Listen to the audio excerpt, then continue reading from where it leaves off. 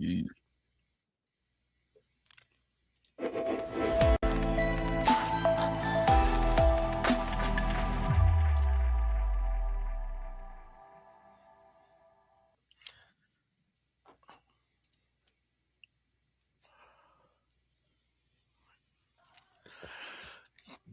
morning, everyone, and happy Saturday.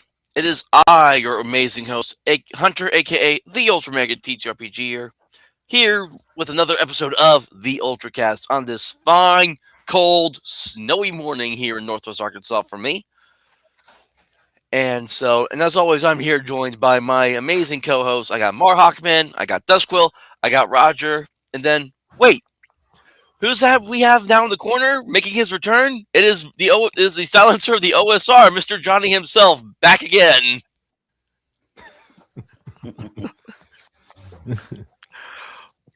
All right, I have a mic. Yep. So, anyone else in here getting snow in their area this week? Nope. I think where I live at, we just barely missed the storm. It's still heading my way. And apparently it's going to get bad. Yeah, it's incoming here supposedly, and they've changed all. Don't do that. They've changed all kinds of stuff around the city in anticipation because we have no idea how to drive in snow. In fact, half of us can't seem to drive in rain. I'm genuinely not sure if certain people where I live are able to drive even in clear weather. So,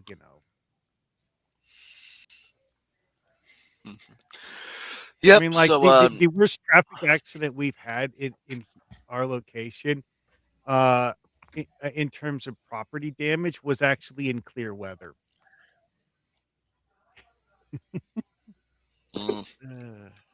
Yeah. It's like whenever it snows around here, it seems like no one can drive in snow, no matter how many times you experience it. So it'll be interesting to see how many cars are like piled up in ditches after it all like melts away.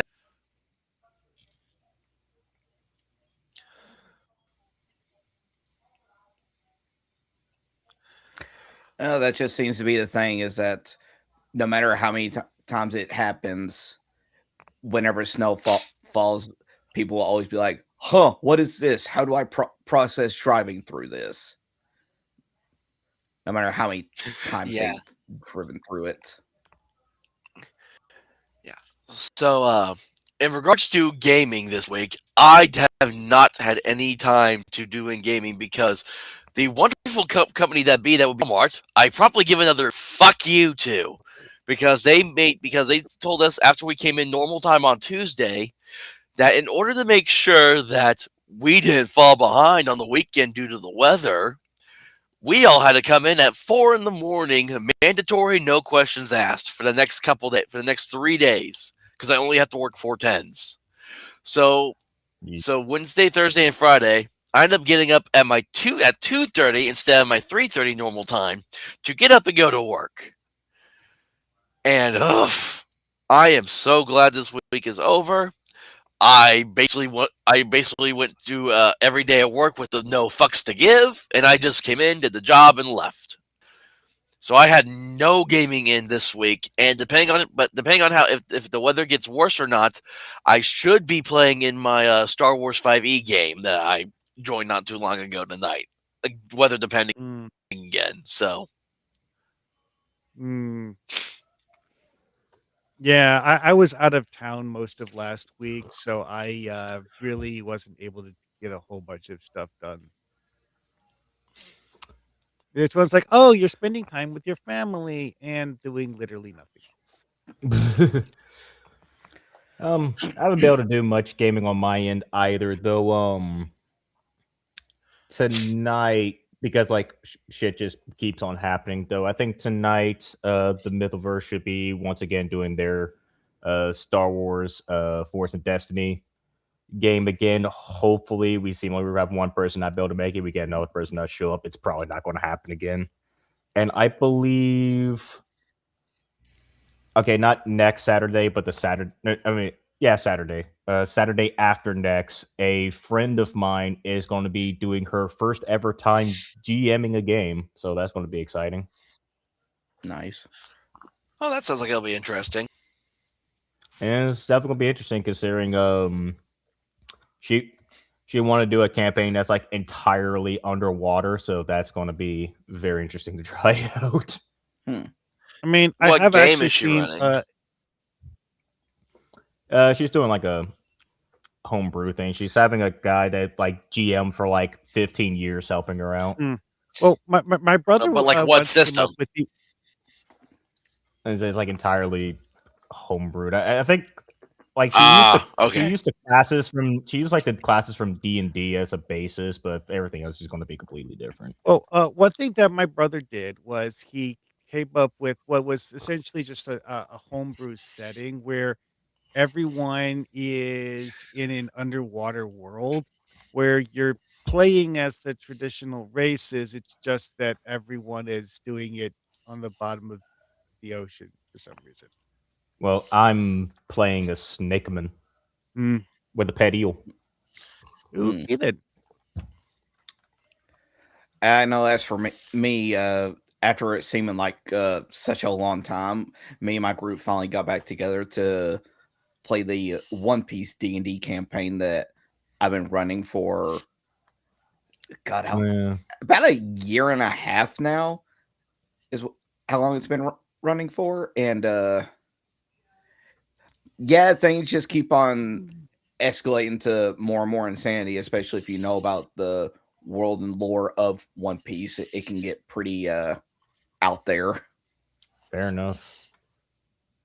I mean, One Piece is a setting where in one of the big fights, we had a guy who was on the supposed good guy team freeze the ocean because he didn't want it to douse the battlefield and drown his allies.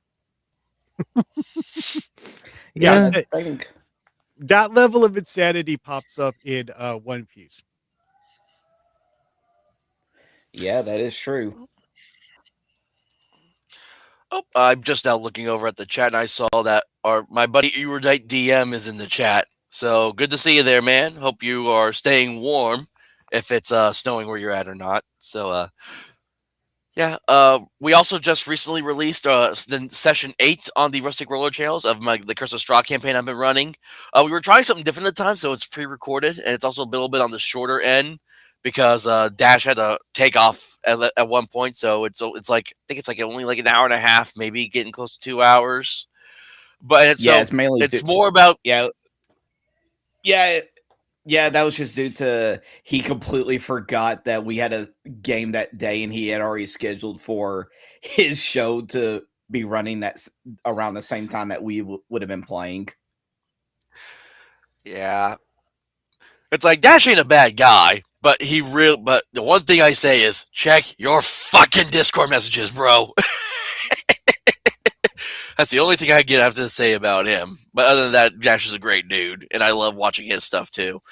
But it's more just more about like kind of like setting up stuff, what's going to happen next, and all that. So whenever we do meet up next, is going to be probably a bit more stuff coming along the pipeline. So how's the new job been treating you though, Roger? Because I know that's kind of why you haven't been able to do so much lately is because of the new job. So I mean, it hasn't been too bad. It's in the slower end right now just because it's a winter season, but once it starts getting warmer around March and so, it should start picking up a whole lot more. yeah. Are we allowed to say like? Am I allowed to say like where you work at, or would you rather me not? rather not, because about a Dodgers man life. Well, it's mainly just due to the fact is that there are only like a couple of locations in the entirety of my state. So if That's I was fair. to somehow make any enemies and everything, they'd be like, okay, so he's either in this location or this location at these hours. Yeah, we don't need a target incident to be happening at where you work, so exactly. But think of the content and ratings. No, but I mostly I'll just start wanted a to. I Kickstarter just for mostly you, man. wanted to. I mostly just wanted to mispronounce it horribly, like some people do with your work's name. So that's just Yeah, was apparently, something I wanted I to do. just But found out that that's a actual thing, and I'm like, I don't know how you are able to mispronunciate it, but okay. yep. But so, Mr. Johnny, it has been so long since you have been on the Ultracast. How have you been, and what have you been up to? It has been a minute. I have a question actually. When you said Star Wars 5e, is that like the 5e system by WotC, or is that like the fifth edition of some other Star Wars system? This is it's Star Wars 5e, meaning it uses well, the original one that we're using, it's a 2014 5th edition rule set. It's it's a completely free fan made publication. It's got its own website and everything. The issue though that Hmm. we're currently facing with that though is that the guy who originally made it stepped down. Another group took over its production, and they are now trying to update it to the 2024 rule set. And all of us said, "Fuck that." Yeah, I remember going from 2e to starting my conversion to 3e, and then the campaign fizzled. We all got married, and some people kept playing, and I was one of them that didn't for a long time. So yeah, conversion can be a pain in the butt. I don't know why I was doing it. I guess I thought more fiddly stuff was neat, but now I'm all the way back to 1e. But a couple of weeks ago, in my big span of not being here, I ran Holmes. I've got some people from work, and I've got family, and we met up at a house and ran up the second module, I guess, it was written for D&D right in the early years after it went from OE to Holmes. Dr. Holmes wrote the Holmes edition. We're playing that one. I'm doing Keep on the Borderlands, and I've got Oh, In Search of the nice. Unknown going through. Yeah, so Keep on the Borderlands. We fast forward a little bit sometimes so they can actually get to some combat. They're all new players, and they know the value of retreating already. It's impressive.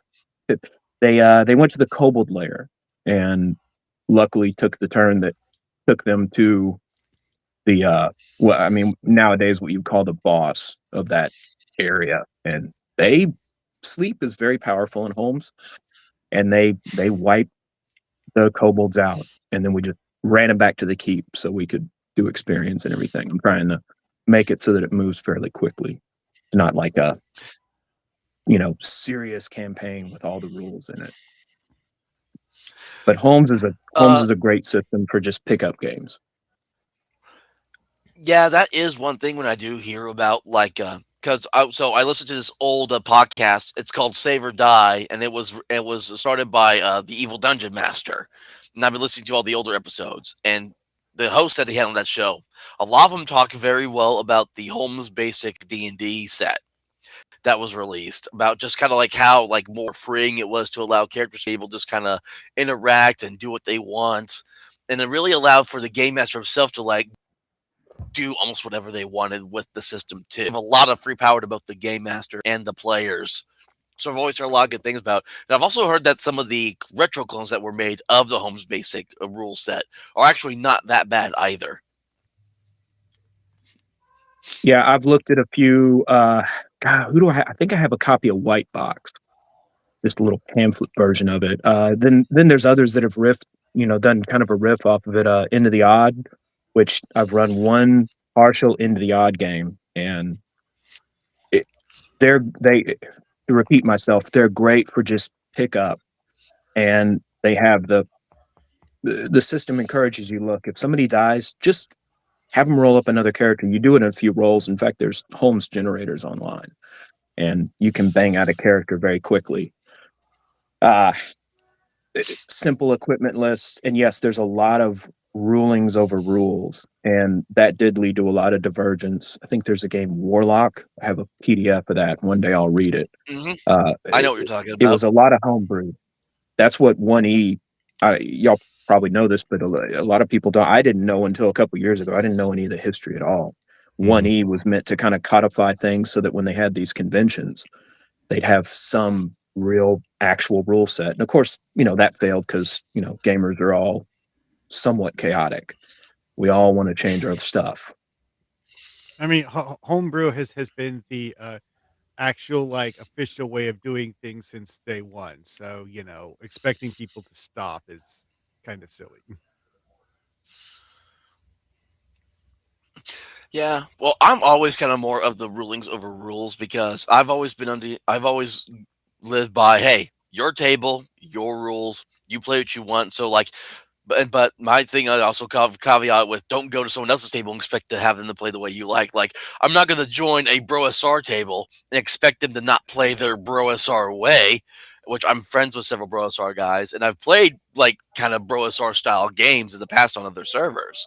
And if you're playing with the right mindset going into that game, they're not bad. It's different, but it's not bad.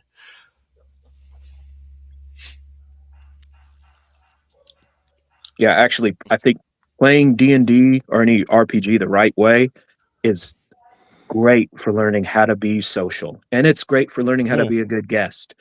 It's you sit, as you said, you sit down at someone's table, you follow their rules. If you don't like it, you get up and leave. It's like that. But you do better if you bend to their rules a little bit and learn and watch and figure it out and play that way.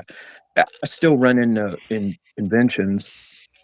I still run into men my age who start I say cry and they complain. They're bitching about a ruling, and I don't relate to that. I might politely say, well, hey, I think it's supposed to go this way. And if the DM says it doesn't, hey, it is what it is, man. Who said life is fair? I've always been under like the idea that you could play literally any character that you want. You can even play like a villain character, like an evil character. You even play a chaotic, evil, mass murdering murder hobo character. You can do that. You can get away with it, but the only way you can get away with it is you play by the most important rule in all of tabletop gaming, which is just be a team player. Mm-hmm. That's the only hard requirement. Just be a team player. You could get away with anything. Yeah. And I had a thought and because so it's funny because you brought up playing almost whatever you want because with the Portal to Adventure Kickstarter that I backed, which Matthew Tapp recently just dropped everything off to the Emperor's Choice Miniature Company, and so they're packing everything, and they're within like the next month they're going to start shipping all those boxes out. So I'll have that box in my hands within the month, hopefully, depending on any hopefully nothing crazy too happens. But in the Arduin set, there are literally rules for where you can play as demons and dragons as well. And I saw this firsthand when Matthew ran one of the Arduin dungeons for us, which are very deadly. Like, give me any level character, these things could just insta kill you in this Arduin dungeon. But one of the characters actually just wanted to test out it was like a Demon King like class or something like that. I guess that you could play as in Arduin. So he was like he was disguised as old man, and then during this big boss fight ended up getting caught in, he transformed into this giant Demon King and was just dealing like massive damage. One of my favorite serious but semi silly characters. It was mostly serious, but he had like a funny quirk to him. He was a Cambion, so he was like like half devil, half human. Just proto tiefling before tieflings were a fucking thing.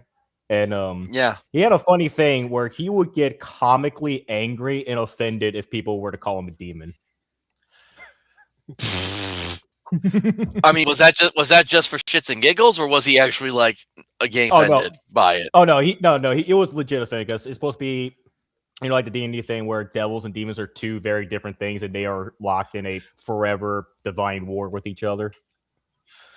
You have horns and or a hoof and tail. What else would you expect people to think? Like I don't mind playing tieflings. I think they're a cool race to play as because I just like the idea of like red skin, like curved ram horns. I like to imagine on mine. The idea of playing one, I just think they're a cool race. It's how they've been basically bastardized by the modern player is what really kills them. Yeah. They kind of have the opposite meme with them than the human fighter. Like, oh, you're a human fighter, how boring. And then there's, oh, you're playing a tiefling, how original.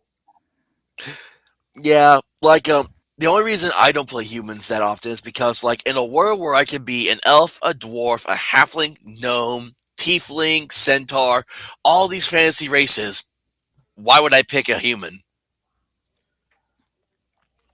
I create Because they're characters purely superior. for I mean, yeah. Yeah. I mean, yeah, but you're not supposed to say that out loud.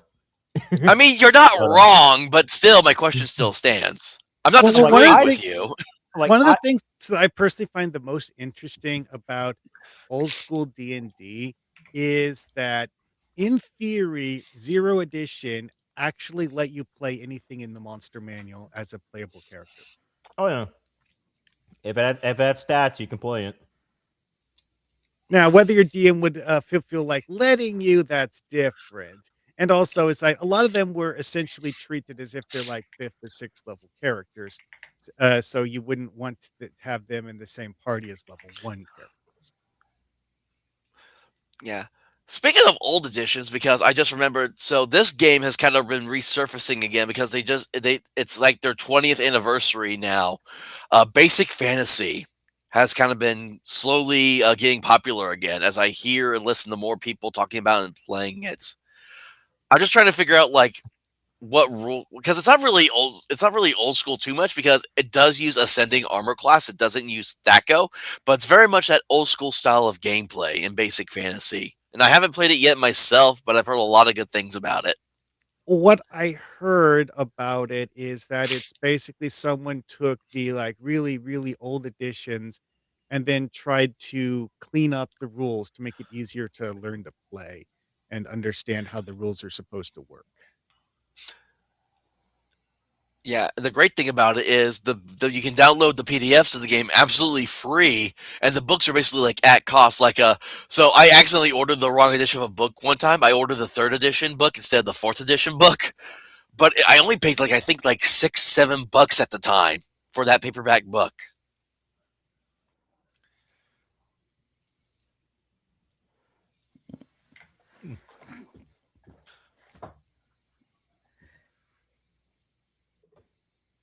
Yeah, I actually Crickets. just bought. I had just bought the Basic Fantasy Equipment Emporium because I've got a Discord where they, I told everyone you can, while we're between sessions, you can buy stuff and everything and handle business, meet NPCs. We can run all that text, and then we can get to the Downtime. killing parts when we're together. And the Equipment Emporium's great, but I wanted another hard copy. I got the PDF a while back for free. I don't actually know the system. I had forgotten about that. I think I knew about the ascending armor class. I think that's actually heretical, but it is what it is. Heretical. I Hey, don't it's like- care it's either like- or. So Okay, as someone who learned doing chance to hit checks from playing Space Empires 2, ascending armor class is just natural to me. It was just because like this is the difficulty required to hit your target. And that's just how it makes sense to me. It's like having the armor be like that doesn't make sense to me. Anyway, So Well, hold up, I have to technically, ask, Roger, do you know what THAC0 is? I have no idea. Okay, so THAC0 stands for 2-hit armor class 0. So back in the day when dinosaurs roamed the earth before you were specking your father's eye, the way armor class worked was it was descending. So 0 would be like the highest or best armor class, and 9 or lower would be like the worst armor class. And so of now course, in some Go ahead. systems, this will actually sometimes result in you having negative armor class because of the fact that you end up having your bonuses to armor class cause your armor class to be less than 0. That's yeah, wild. and the way it worked, and they actually divide tables. That way, because you would have like your dice, how your dice numbers, your totals would be matching to like what your armor class you hit. So like if you rolled like a 19 on your, if you got a total of 19, you would hit armor class 0 most times. Some classes for like I think wizards, that go to hit armor class 0 was like 20 because wizards were much weaker. But your fighters would usually start at THAC0 19. But as you leveled up, that THAC0 would change. So, like, I think at one point, I'm trying to remember, because in Barrows of Borderlands, they use THAC0 instead of Ascending Armor Class. Now, you could change it up to use Ascending Armor Class. But, like, for example, let me see here. Try to find one of the class lists in here. Like, once you become, like, a level 5 fighter, your THAC0 becomes a 14. So, if you want to hit someone whose armor class was 0, you'd have to get a 14 or higher, basically. And that's how THAC0 work. And people always complained about it because I think back then it was because they also had the weapon table as well. That also played a weird factor into it. But most people don't even play by that rule anymore. It's just you roll the die, add your number, look at your table these days. That's mostly how THAC0 works. My understanding is that the confusion was simply the fact that some of the numbers are just upside down compared to the other numbers, and that you need the table to make it make sense. Because like the version I was talking about was Space Empires 2, which obviously that's a PC game and not a TTRPG, but it has a very simple way of doing chance to hit calculations. Add up the defense bonuses, add up the offense bonuses, roll chance to hit. I'm sorry, I think I just had a mini stroke. I barely comprehended any of that. Filthy 5e player. Math. What do you want from me? I only started like 2 years ago.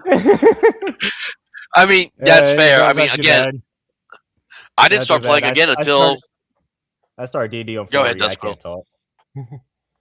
Yeah, well, I mean, I started playing with Power by the Apocalypse during the year of our Lord and Savior COVID-19. So,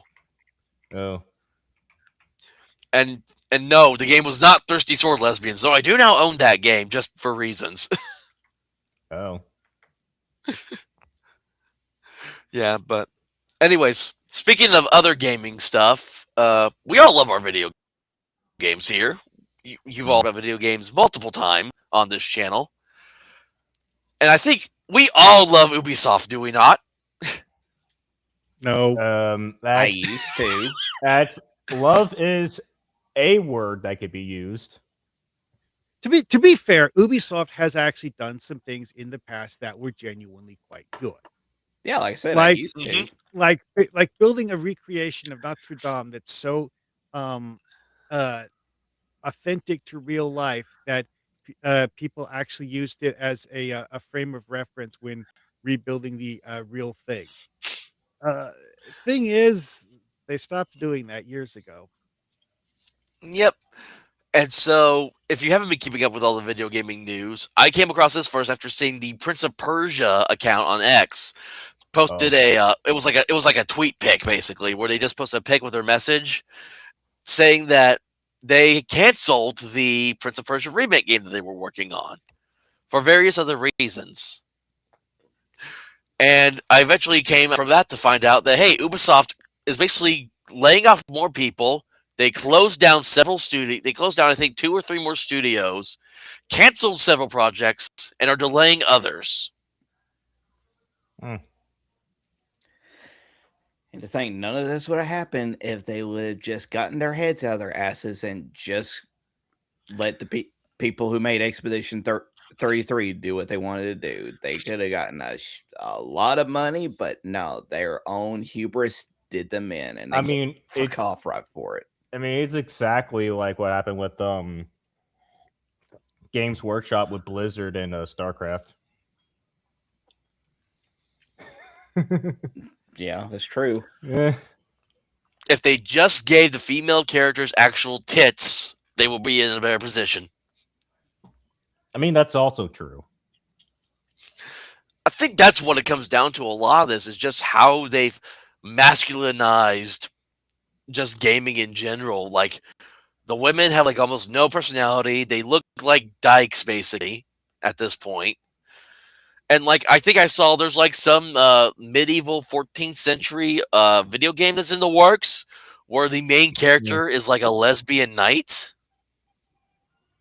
Mm, with like that ugly ass squire bowl Bowl cut. haircut as well. yeah. Yeah. hmm Yeah, there's a couple other games that I've been following. They're actually I think I follow this account and I forget the name of it, but it's another they're making another like night medieval based game where someone tried to ask about LGBTQ stuff if the game and the people said we just want to make good games and have fun, not propaganda. I mean, I don't even think they're even going for a sort of that. I think it's purely just a combat sim. Yeah, but someone asked about LGBTQ representation, and the company just said, "We just want to make a good game, not make propaganda." And they got a lot of backlash for it. But they also, it's funny because they made up. No, you Go ahead. finish. You finish. You finish. No, okay. But I was going to say they made a post where they said, "Here's a new character, and her name is Emil," because there's a couple of video game companies now that have actually made versions of the Amelia game, which is supposed to be God. the quote-unquote bad guy from the UK propaganda game Pathways. Yep. That horrifically backfired and gave the quote unquote far right or alt right a hell of a symbol to use. Exactly. Well, it's one of those things where someone is trying to tell people how to be, allegedly good and moral, and yet is taking such an obviously immoral stance that everyone is just like, no, actually, we believe you're wrong. I'm like, wasn't it also a thing where if you make the wrong choices, they would send a copy of your save file to the police? I've not I don't heard know about about that. that, so I don't know. I think I heard about that somewhere where if you make the wrong choices, they'll send a copy of your save file to the police for investigation. I say that would probably be a thing in the UK just because they'll literally send the police out there if you call somebody a bad name or something like that. Yeah, That's just because of how compromised their whole entire quote unquote justice system is over there in the UK. yeah, it's become a meme that in the UK you're more likely to get arrested for mean words on Twitter than killing someone. Oi, bruv, you got a license for that opinion. Do you all remember the story about the autistic girl that was arrested because she said that the female cop looked like a lesbian? Yeah. Yep, I remember that. Oh, I just thought that was funny. But it's the UK. I keep saying the American Revolution ended too soon. Even though it was all a work of fiction, the Tyranny of King Washington DLC from Assassin's Creed 3, we should have gone that route. George Washington should have taken the power and sailed overseas and given UK what they deserve. But yeah, like to go back onto the thing about that medieval combat sim that said they wanted to make fun games and not propaganda. Like that entire thing, it happened pretty much verbatim as with I don't know if y'all know this game, but basically the Soul Ash game or Soul Ash 2 specifically, I think. I am not I think familiar it was- with it. I think it was Soul Ash 2 as opposed to the original Soul Ash. Basically, the guy is a single. Well, I don't know if he's single anymore. Indie dev from Poland or Ukraine. I can't quite remember exactly, but it's even though Eastern Europe, and he's just making this game, which is supposed to be like an action RPG life sim type of thing, and he was putting in a roguelike element where you can get your character hitched up with an NPC and make a child, so that way if you die, you can play as a child and just basically inherit stuff from the parent. And it was going to be done through a marriage system. And so it's like, hey, since you got this marriage system, are you planning on like gay options for the marriage? And all the guy said was, I've only thought about this system as far as to make a child for the roguelike element. And I am busy making other mechanics that will make the game essential to play. I have no plans on making gay options right now, maybe in the future. And he got flooded with hate saying he was homophobic. This is similar to the logic that came up in one of the Assassin's Creed games where it was Odyssey, where they have in the game the ability for your character. Oh, Oh, Oh, we and lost Marhawk. Oh. he disconnected mid sentence. Love it when that happens.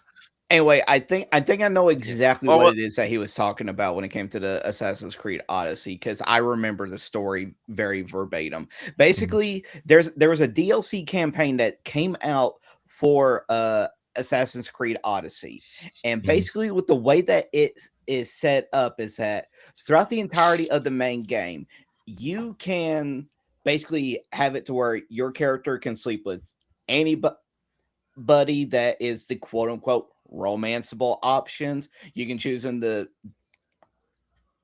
go all out one way or another. Be like, if you're playing a woman, you can only sleep with women. If you're a man, you can only sleep with men, and so on and so forth. Or Okay, you I'm can just back. sleep with them all. But in the DLC story, there is a whole entire thing where if you're playing as a man, you playing as the male character Alexios, there is a female character in that DLC story that he canonically sleeps with, because how else is it going to make sense that your Yeah. lineage can Yeah, use on? Yeah, because it's the narrative mechanic that you're able to go into the memories of all these people because you're related to them by blood, which means it would imply that they, They either have got the pregnant signet. or impregnated others and made children to have you. And- It gets even more interesting when you look at it from the other post game thing perspective, because of the fact that you actually end up meeting your ancestor, who gives you that weird relic thing that was the source of their superpowers in the Mhm. game. Mhm. Well, hold on. But with Odyssey, though, and- wasn't it kind of like a common occurrence for like gay sex to happen in Greek times? Yes, Yeah. it was. Yes, but what the problem was though is that these people who say like you're playing as Alexios and you choose only to sleep with men in that game, they making felt that their agency was being taken away by the fact that they canonically had a character who had descendants uh, as a result of an actual, like, genuine relationship, and not just like. And it also is like they wanted to RP that their character never slept with the opposite sex at all. Then how in the hell would you be able to play the? This is why I fell out of. Again, Assassin's it's Creed. one of those When things it where it's stopped like doing the actual story, when it stopped being a stealth action game, it just went down the shitter. Again, though, this was people trying to force Ubisoft to write the game the way they wanted it to be written, and ignoring the way Ubisoft had actually written the game, which exactly. is weird to defending Ubisoft for this, because of the fact that in many other ways the game was not actually all that good. It was the point in the series where it went into like more like almost The like Final RPG Fantasy aspect. RPG mechanics, instead of like the traditional thing where here's your list of abilities, how you choose to use them is up to you. And this, they actually have you build abilities, choose what abilities you want your character to have, and grind to get better gear. Oh boy, I can't wait to try and assassinate this guy in this stealth action assassination game, but oh wait, I can't do a stealth assassination on this guy because he's too high level, so I gotta go grind for 5 hours just so I can assassinate this guy. That's why the last actual good Assassin's Creed was Syndicate that took place in London. Yeah, it does a revolution in London. I'd say 3 was the last one. Was it that bad? Was that all about like the gang wars that were going on said- around that time?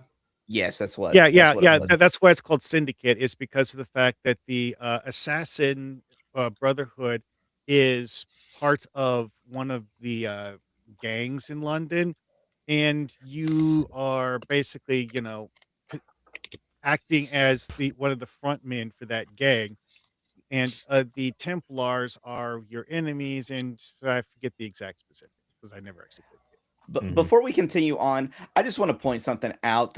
Hunter was about ready to say that 3 was the last good Assassin's Creed game, and I'm like, Did you never play Black Flag? Black Flag was I like Black Flag. I've never really played any of the Assassin's Creed games. I've only watched gameplay for a lot of them, and I really wasn't that interested Okay. in Black Flag. Bro, that naval combat was so good. I Black Flag have. is amazing. Let's see here.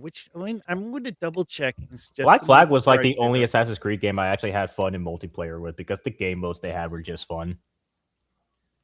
Okay, Syndicate is the only Assassin's Creed game that I actually have that I can play. The only Ubisoft game that I've ever actually played for more than a few minutes is Star Trek Bridge Commander.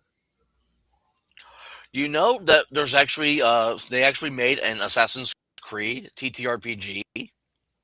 I'm Heard not of it. surprised.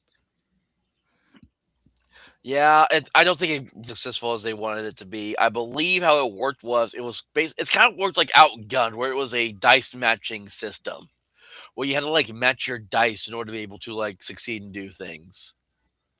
Well, here's why I can see why it didn't do as well. Because when you truly think about Assassin's Creed, that is probably one of like the more quote unquote normie friendly game series exists.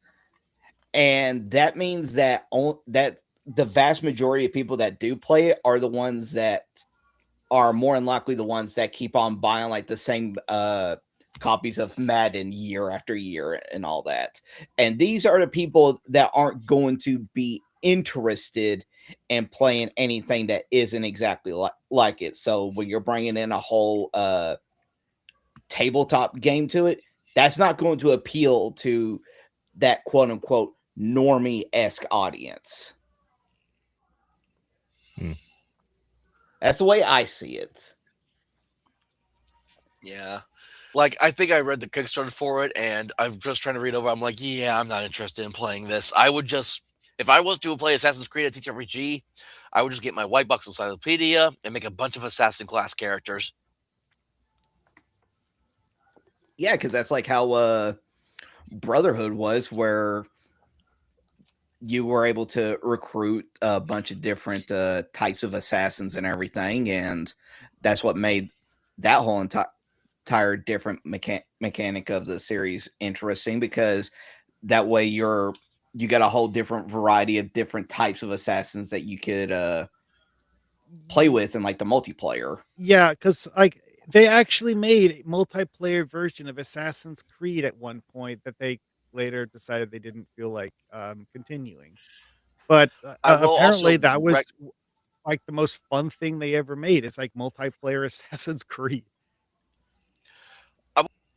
We'll also recap what I said about Assassin's Creed 3 being the last great one. I did like the gameplay and story in Assassin's Creed Origins, where they were in ancient Egypt. I did like that one.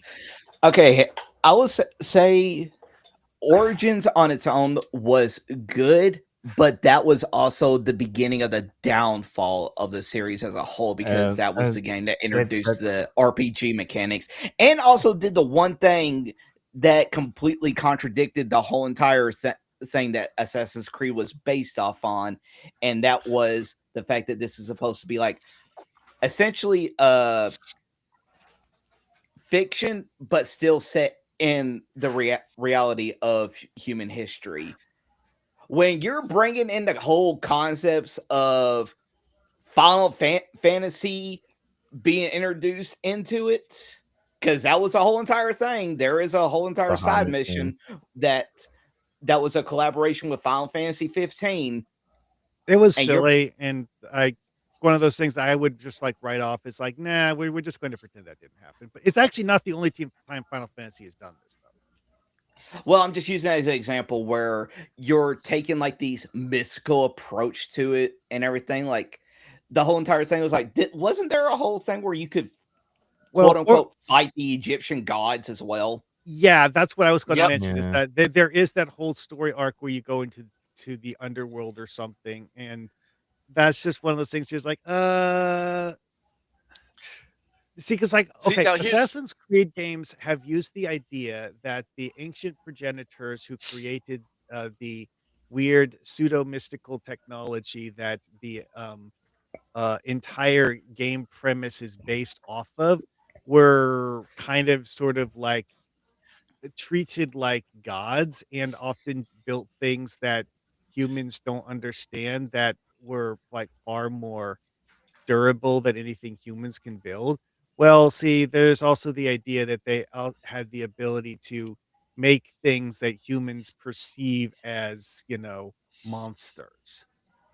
But there Now, that doesn't really explain the entire underworld plot. It just gives them an excuse to say that maybe it was progenitor nonsense causing Bayek to think he was in the underworld. so funny that I just had this funny thought. The way you said Egyptian gods, Roger, I immediately just imagined Bayek coming face to face with Yami Yugi as the pharaoh, and he's just like, "I summon Obelisk the Tormentor in attack mode." That That's would what I have thought made when you said more Egyptian sense. gods. That would have made more sense than Arden from Final Fantasy 15 popping up from a portal, screwing off, Bahamut just showing up, and then you get a sword and a shield for completing that side mission. At least the whole thing with Yu-Gi-Oh, or at least the original, did have ties to ancient Egypt. It's like Ixo. And, It's like, go ahead. I'm sorry. and also, if it was the ancient version of Yugi prior to his reincarnation, that would actually tie into the ancient Egypt theme much better than whatever the heck that was from Final Fantasy. So now we need some. Now we need a new Yu-Gi-Oh storyline where there's the Assassin's Creed, like somewhere in the background, as Pharaoh Yugi is going about his business. Or So have Bayek run into the ancient priest who got reincarnated into Seto Kaiba. I That might be fun. I can't wait for the special ultra deluxe assassination animation that's behind $150 paywall where I pull out an Exodia card and send the target to the Shadow Realm. that's how All they I would all I know is- assassinate. It's like, All I know is that the Kaiba priest needs to tell Bayek you're a third-rate assassin with a fourth-rate wrist blade. Bruh. no, like the assassins aren't even doing or- the killing. They just all have ninja decks, and so they summon their ninja monsters, and the ninjas or do the takedowns. And then the a priest uses the rod to read their minds and know exactly what all of them are going to do and preemptively counteract all of their moves anyways. You know, it's funny you joke about that, but in actuality, a game where you're a summoner character and you use your summons to assassinate people would actually be a pretty cool game idea. That does sound Yeah, pretty cool. Because it's sure you that weird. Make sure you patent pending that. It's like that weird, like what's the word I'm looking for? The plausible deniability. Like, I didn't kill him. Exactly. We got a long way from Bruh. Ubisoft going downhill for canceling a whole bunch of stuff. Now, now Yu-Gi-Oh! Duel Links needs to make some DLC characters we can like play as several, like as the Assassin's Creed, like Ezio Auditore comes hits the field with what would his top monster be? If Ezio Auditore was a Yu-Gi-Oh! Character, what would his top monster be? Honestly, I'm kind of surprised Magic the Gathering hasn't made an Assassin's Creed crossover. It's made crossover literally fucking everything else. Ray Legends just came out with an Assassin's Creed crossover. If I was Really? to guess, it's simply because of the fact that they haven't finalized a deal yet, and also like they can't do literally all of them at the same time. They have to at least build one and then do another one. So They also can't make them all black either. Well, see, no, that's the problem is that even if they did do that, they're not going to use like the most recent characters and all that due to the fact is that still to this day, even after more than a decade and a half, Ezio is still the face of the franchise. Well, did you look at the way that they did the Final Fantasy one? They didn't stick with a single Final Fantasy game. They put in a bunch of characters from different Final Fantasy games because they need dozens of cards. They can't just put in the cast of Final Fantasy VII and make it a set. They would have Mhm. to make up random bullshit, throw in low level enemies as cards. No, no, no. They want this to That be or introduce the abundance of nonsensical NPC characters that were introduced into the remake trilogy. okay. Here's the thing: they actually did pull some of those, but that's because God. the fact that they're using an art style that's more photorealistic than the original version of Final Fantasy VII. So, Mhm. making the characters look like they do in the remake just made sense. So, pulling in characters that were introduced in the remake also made sense. But like they also did like stuff from like Final Fantasy 1 and 2 because of the fact that when you want to have however many dozen cards, just grabbing the most recognizable stuff from every game makes sense. Yeah. Now, kind of a side tangent a little bit here, but my hot take I have with Yu-Gi-Oh now today as a trading card game is I did not like I did not like when they started introducing synchros, the Xyzs, and all the other weird summoning types. I'm kind of okay with Pendulum just because it's simple and easy to understand ish. But when they started deteriorating away from classic Yu-Gi-Oh style of gaming, I wasn't the biggest fan of it.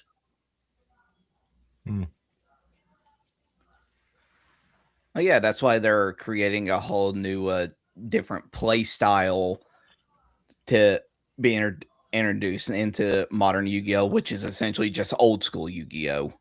It's very, very The strange because speed like Yu-Gi-Oh! dueling, rush dueling style, yeah. That No, dueling no, no, started no, doing that, no, and I'm like, go ahead.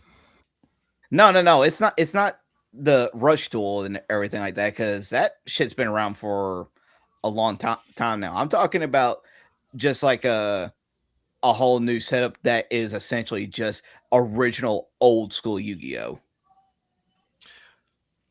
Oh, just like going back to like the original, like five monsters, five spell card Yes, fields, and then you're just like fusions, rituals, and nothing else besides that. Yeah, well, I exactly. mean, field cards were a thing, but like field cards were a weird thing in Yu-Gi-Oh because except for a handful of exceptions, they didn't have a strong enough effect for people to care. Because like Yeah, that's in true. the way they were originally designed, the designers were anticipating people to see having a plus 200 attack bonus as a significant advantage. But in reality, when people like actually doing battles, it's a minor bonus that people generally don't care about. Oh, and we lost Johnny. I figured he probably had something going on or whatever because he was absent for a little bit. So Yeah. if he Well, rejoins, we'll see. his connection was fickle, and maybe it just like zeroed out on him. All right. If he comes back, he comes back. If not, it's all right. It was good to see him again after so long. So, Oh yeah. any, Mhm. anyways, another topic of discussion that we were kind of mentioning behind the scenes.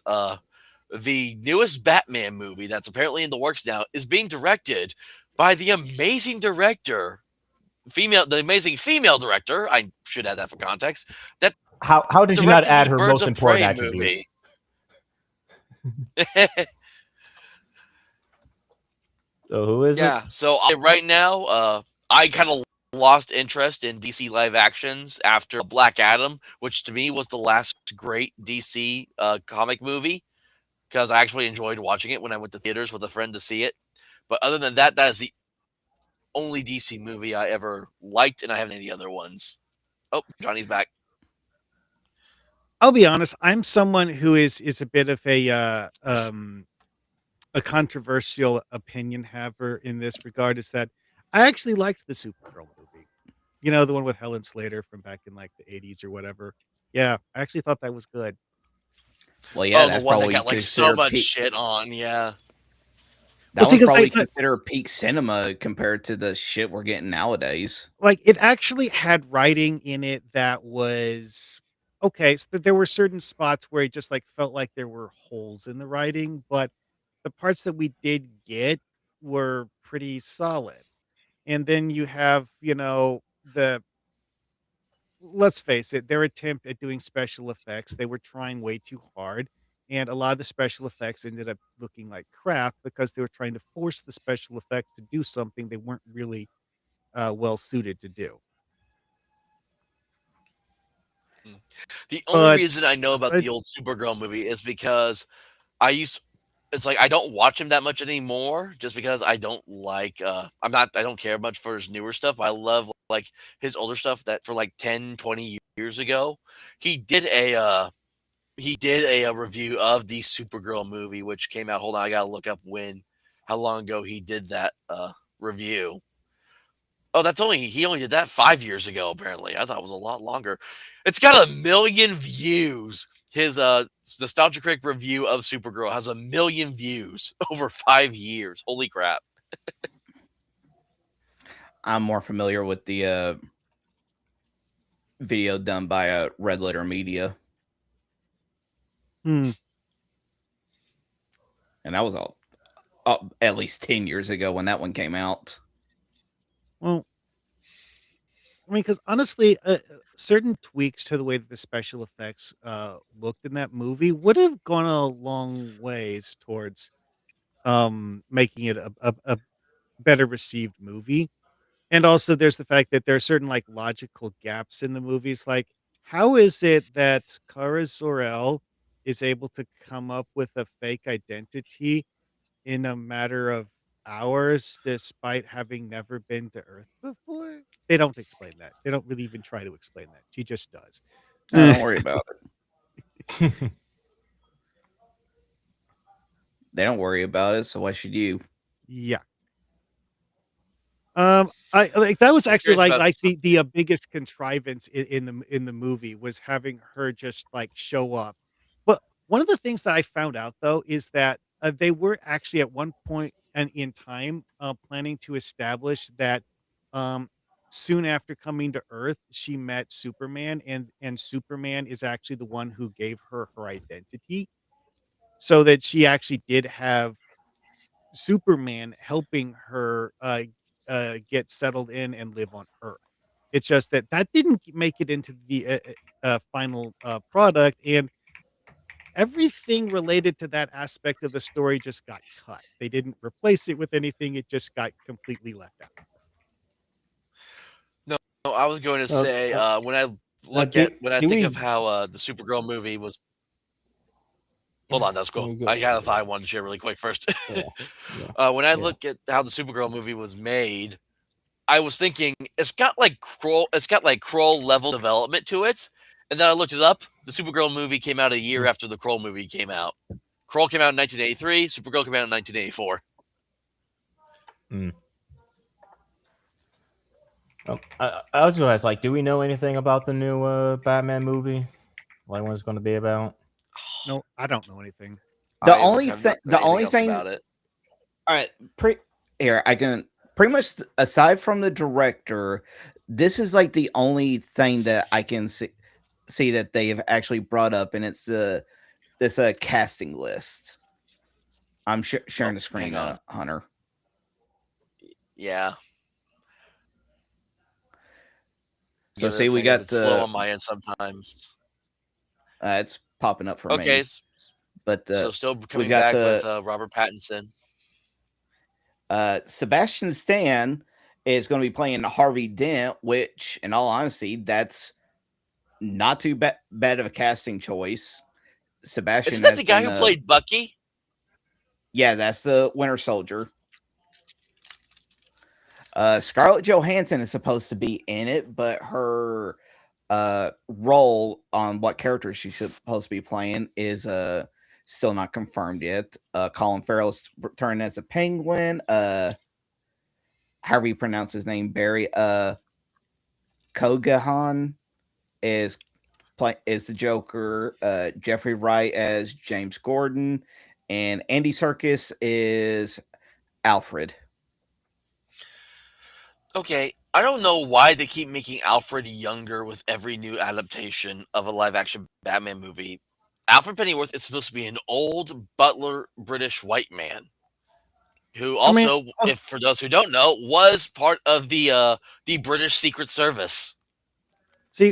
One thing that I would remember here though is that I wouldn't characterize him as someone who is like feeble. He is elderly, like over 60 years old. I mean, he's essentially supposed to be Bruce's closest living father figure he has. Well, see, because like he was the butler of Bruce's father and was like a trusted whatever uh because okay, one thing to remember here is that butler in this case isn't just a simple servant, it's the person who's basically telling the rest of the servants what to do. So, it's Hmm. someone who's a well paid a supervisory role. And, you Yeah, know, he's the only person we ever see in the mansion besides Bruce Wayne and any of his adopted sons. You literally see no other servants in the Bruce Manor, in the Wayne Manor. There are many occasions though where they like drop allusions to the idea that um there are actually other servants. It's just that they didn't bother showing them on screen because of the fact that Bruce wants to um not talk to the servants directly. He has, he just doesn't want to his secrets to get out. So he avoids the servants. Hmm. I feel like there's one big thing that is also just a whole thing that's really making this movie completely inadvisable, and it's the fact of how long like this movie takes and everything, especially when it comes to Robert Pattinson, because we got to remember this is supposed to be a version of Batman who is starting his career, and the youngest that I can remember when Batman starts actually crime fighting, he's supposed to be like 22, 23 years old. Man, he's supposed to be like 30, apparently. You're already kind of hitting the end, like you're kind of hitting like the midway point of peak male performance there. Yeah, well, one of the things that the Oh no! Oh Batman no! Here! movie. Oh no! Okay. Here! Sorry, I'll have to point this out. It's the fact that Robert Pattinson is almost the same age that Ben Affleck was when he first played Batman back in 2016. Jeez. And this is supposed to be a Batman in his 20s, and Robert Pattinson is almost about to hit 40. And here's the problem though with that is he can't be Batman in his 20s because it says that he didn't become Batman until he hit 30. He spent 18 years of the next few years of his life like studying abroad, learning under the greatest like masters of like combat and martial arts. Yeah. Like part of his storyline is the reason he knows Zatanna is because he learned how to escape the escape tricks from her father. Yeah, like there's a whole if you actually try to pay attention to Batman's history as a character in the comics, one each different iteration of him in the comics explains this differently, and trying to collect them all into a single cohesive whole is impossible, at least if you want it to remain logically consistent, because Batman would basically have to be at 5 different places at the same time. Because there's just that many different things he supposedly did as preparation for becoming Batman. Like, why does he have a close association with Ra's al Ghul? It's because of the fact that a lot of the stuff he does as Batman is stuff he somehow learned from the League of Assassins. How? Hmm. I mean, this is why I like. Just haven't I found prefer them. the animated films. I prefer the animated films more than the live action ones because the Batman Year Zero animated film is really good. It kind of that gives that little in like 5 short stories. It goes through Bruce Wayne's background of the journey he took to become Batman. Well, let's also not forget the Batman Year One movie that is depicting his first year of being Oh, Batman that's what I'm and thinking of. Batman Year Jim. One, not Batman Year Zero. One thing that's important to remember is that the standard for Batman's background history is that he spent a certain number of years in his late teens, early 20s, traveling the world, studying with various experts in certain fields, mostly martial arts, but other things like the League of Assassins as well, apparently, to learn the skills that he would need to become Batman. What this incredibly condensed version of it doesn't explain is how did he get any of these masters to actually take him as a student? Because he apparently And studied with each also, of them for only a few months. I'm gonna say this here right now. Everything he learned, he just learned from the Tibetan monks. Literally everything, because he's always got a things like, I'll learn this from the ancient Tibetan monks. Well, see, because like And, the like actual like hardcore martial arts part of it, I could see as having that origin because of the fact that there's just so many other things. You're just like, what? Why? Oh, also, it's like, what was the stupidest thing of the Christian Bale Batman movies that they threw in there that no one sane would have ever even seriously considered making part of the Batman backstory? You have to remind me. It's been a while since I've seen Batman Begins. Getting locked up in a Russian I don't think- prison. Oh yeah, that whole thing. Okay, I forgot all about that. The pit.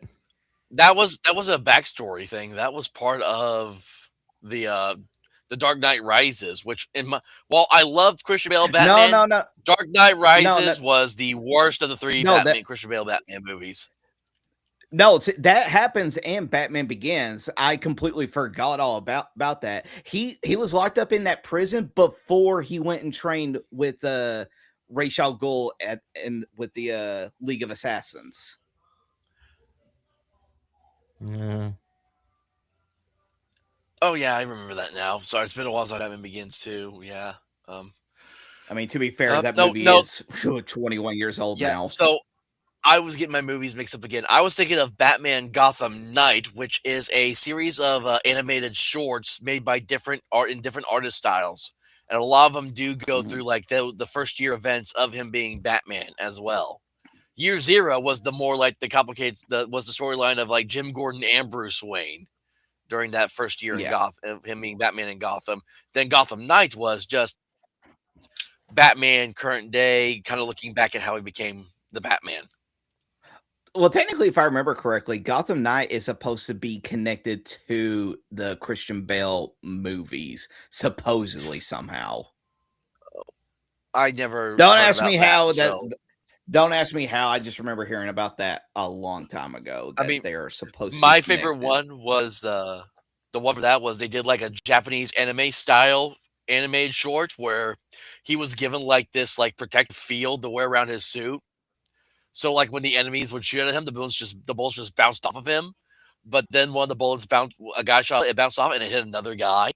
And because of that, Batman was like, I can't wear this because I'm putting others at people at risk of getting hurt.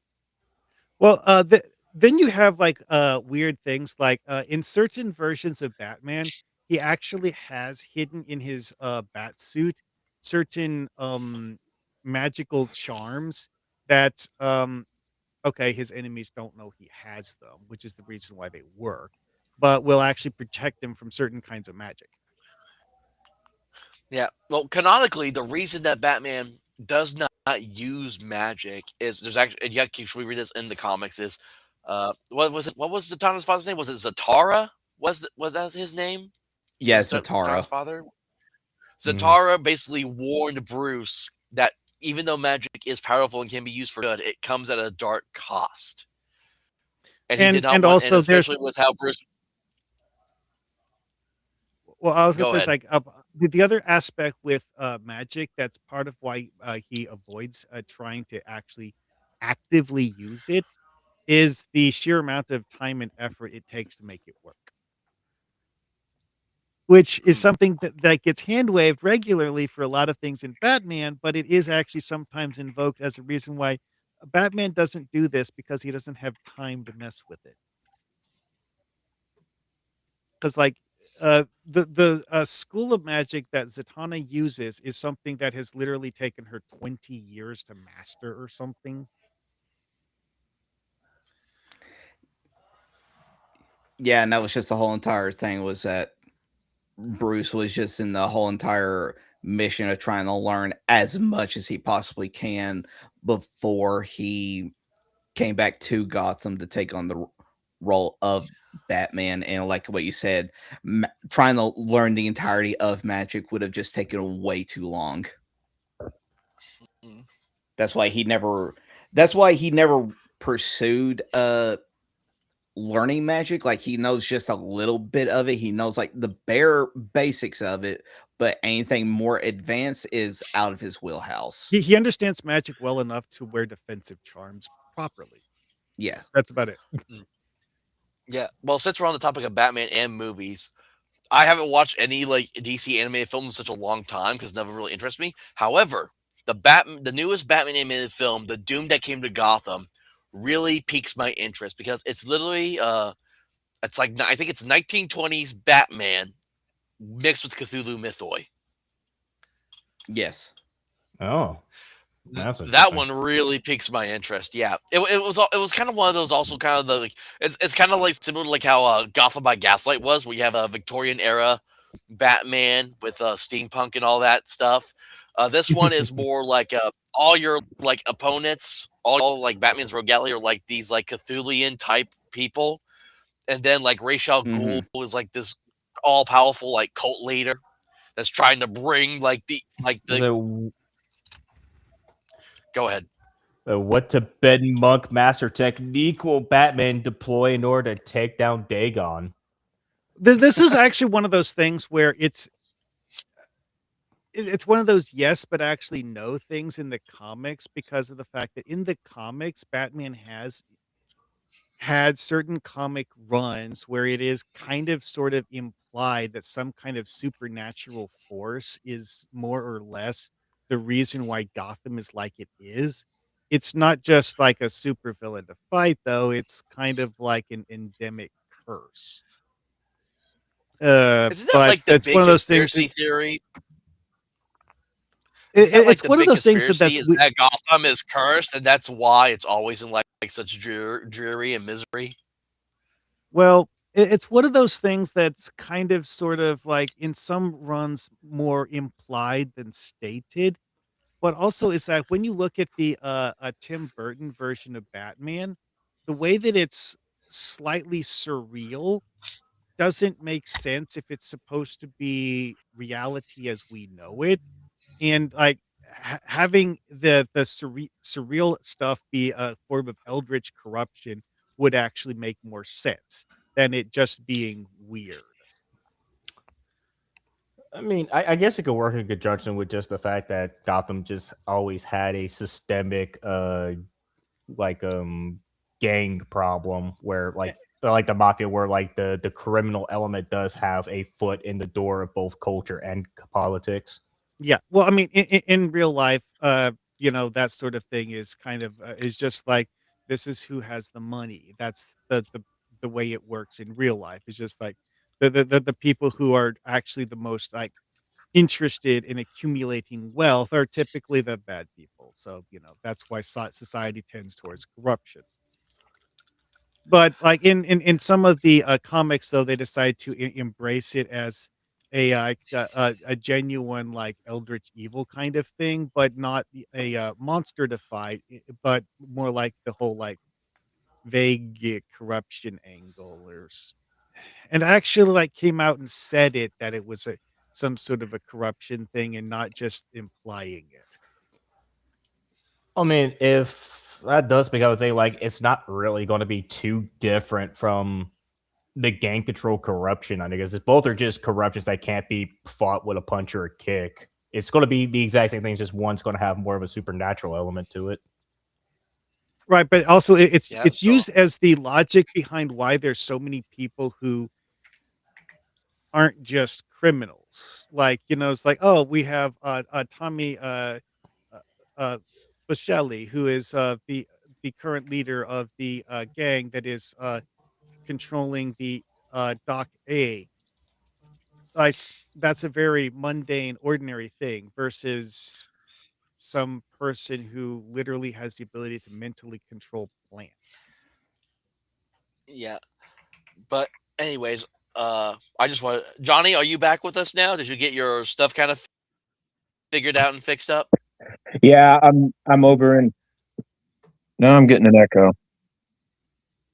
Are y'all hearing that echo? There's a Kind of, slight sorta. one. It just sounds like you're like far away. Lord of May. No. I'm gonna unplug and see if that improves. No. The old man is causing problems.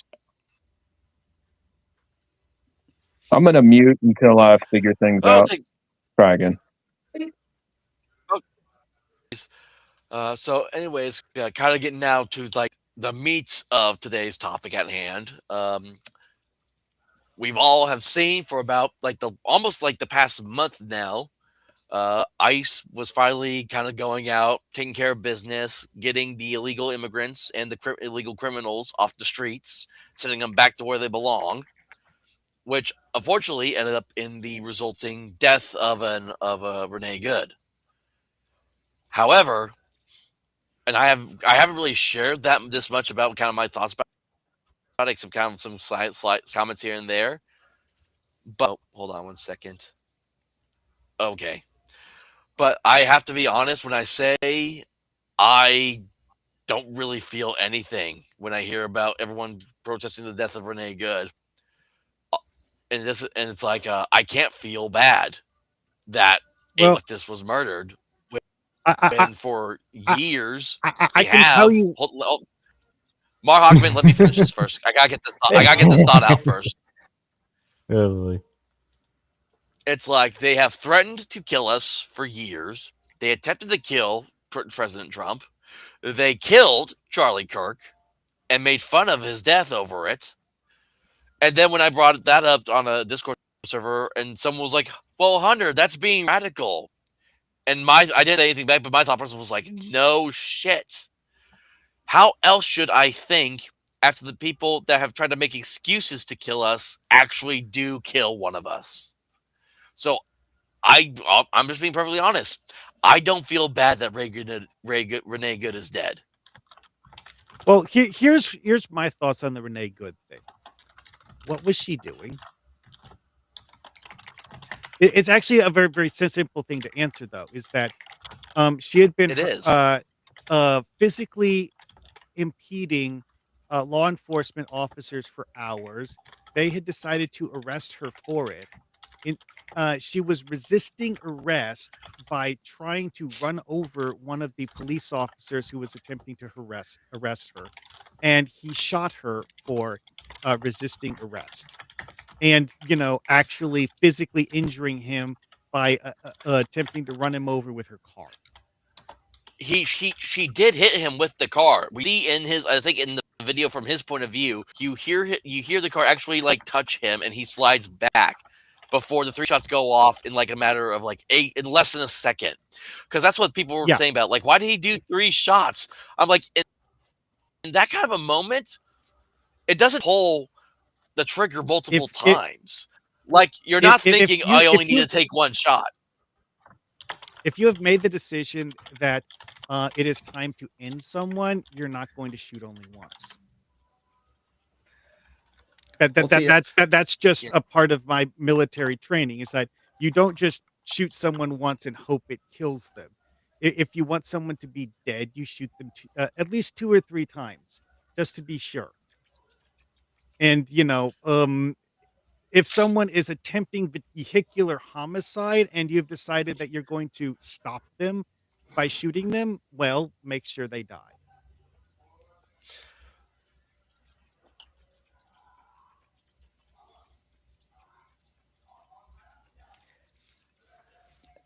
All right, since quite about it, that's just, that is just the other thing about it, is the fact that it just shows the absolute utter hypocrisy whenever it comes to the left and everything, because they will use any and all reasoning rationality of trying to do harm to the people that they oppose and everything. But the moment that that stuff is done in turn against them, they have like the biggest victim complex that you will ever see, and will use that to justify in their own meaning to do even more harm against you. It's just the fact that they will literally find any and any excuse to harm the people that they have disagreements with. Also, there's the fact that a lot of them will try to portray the actual law as being fundamentally racist and thus immoral to follow the law. But yeah, but and now here's the thing though. How in the world could they do that when it was a white woman doing it? Oh, they had to dig up and find out that she was a lesbian. They found like, and they tried to spin that as an excuse. Essentially, what they ended up trying to do was make her into a new martyr for them, like they did with George Floyd, yet it did not proceed the way that they honestly hoped that it would.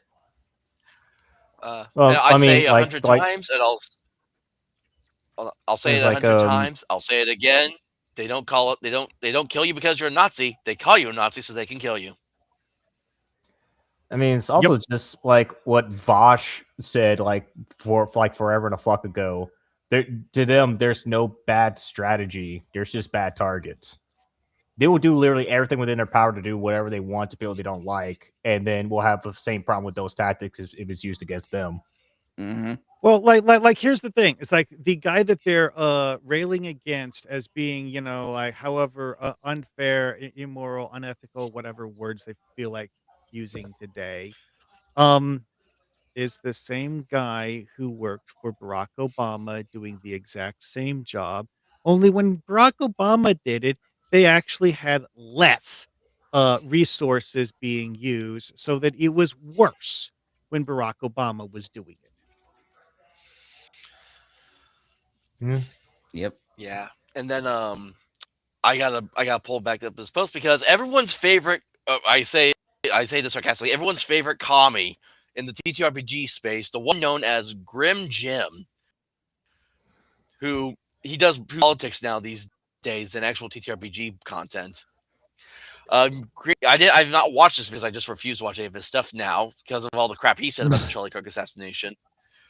He posted a video of it's a screenshot of the of Renee Good's car after in the aftermath, and he put these words on. It says, "If you excuse us, we are done." And this is what I replied to it because I didn't block him, so I can still comment on stuff, and he hasn't blocked me, surprisingly enough. And I say, because I have to comment on his ex because he's a cow, he's a fucking coward, and he turned off the comments on his YouTube video, so you can't comment on his YouTube video currently. I just said this, commenting here since you're too much of a coward to keep your YouTube comments on. The crazy retarded leftist cunt got what she deserved. I feel no pity for her or her wife after all hating the left did for the innocent souls that were killed by the illegal aliens. And I made a short list of the one names I could find. Irina Zartsutska, Jocelyn Nugare, Rachel Moore, Leisha Thompson, Dakara Thompson. These are all women that were killed because of DEI, illegal immigration, and leftist policies. Oh, like that Irina one is one of those things that's like she was a refugee from Ukraine. Yeah, Ukraine. And she was a law-abiding citizen, and she got killed by a guy who should have been buried years ago for what he'd done on previous occasions. And somehow, despite the fact that this wasn't the first time he'd murdered someone, he was let out on the streets to continue killing people. What? Why wasn't this guy buried? When you look up what his rap sheet, he deserved it multiple times over. Because it was like, what, 13, 14 times he was arrested? This was his 18th felony. Jeez. Yeah.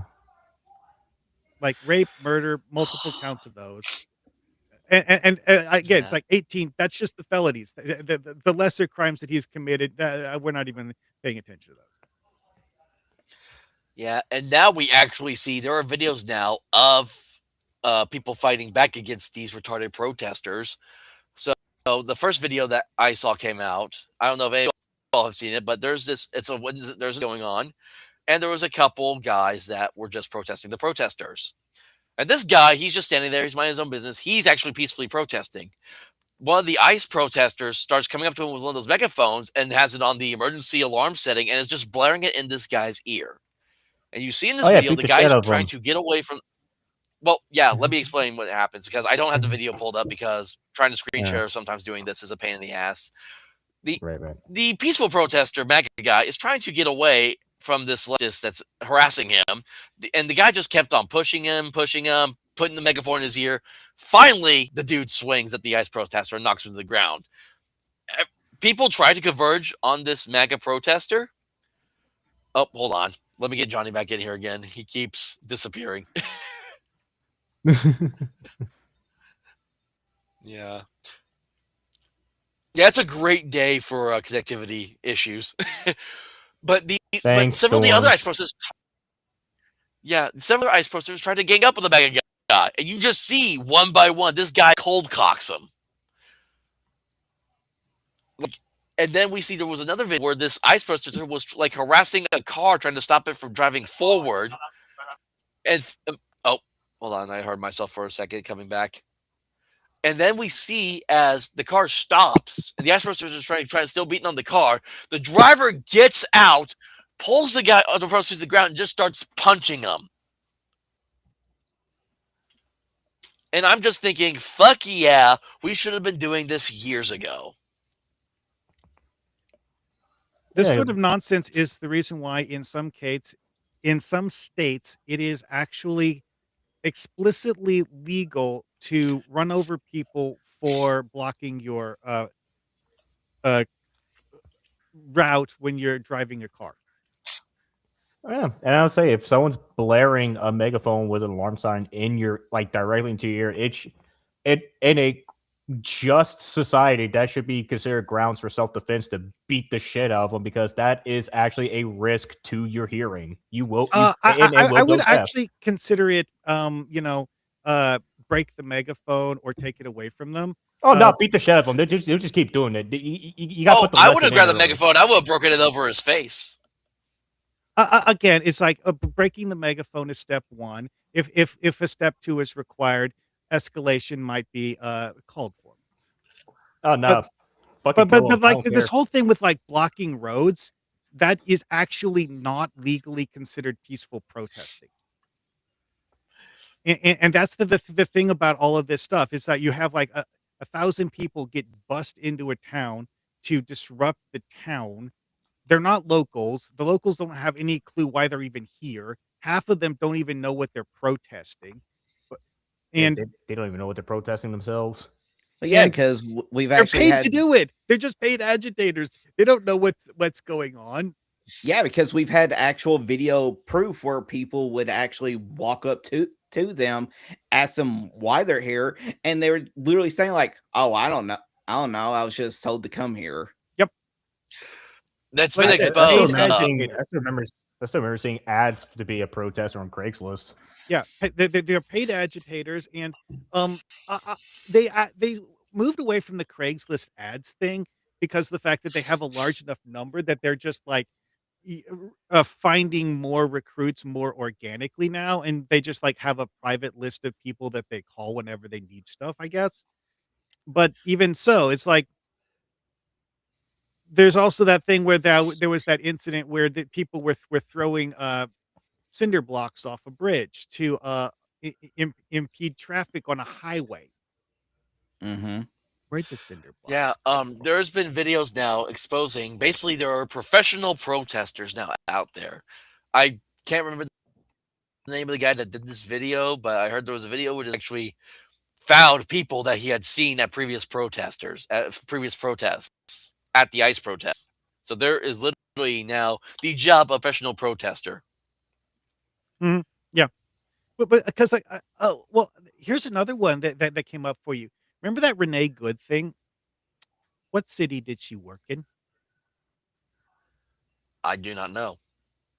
I don't remember the name of it either, but the important part is that it's not the city she died in. She, her wife, and child had gone, I think it was over an hour drive to a location that they didn't live in order to harass ICE agents as part of a protest. Yeah, that brings up Um, another issue with regards. Why the fuck I are was these leftists bringing their own children to protests?